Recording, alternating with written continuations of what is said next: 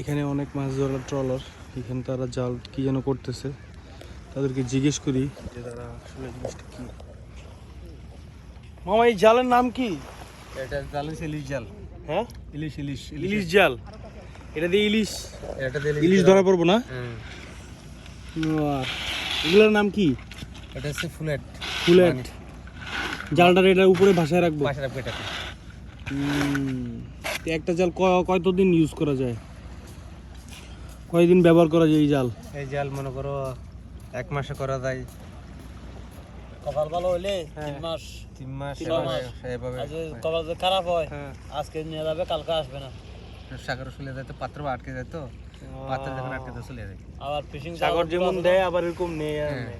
আপনাদের আবার ফিশিং জাহাজগুলো আছে না, এরা যদি পায় এমনিতে নিয়ে যায়।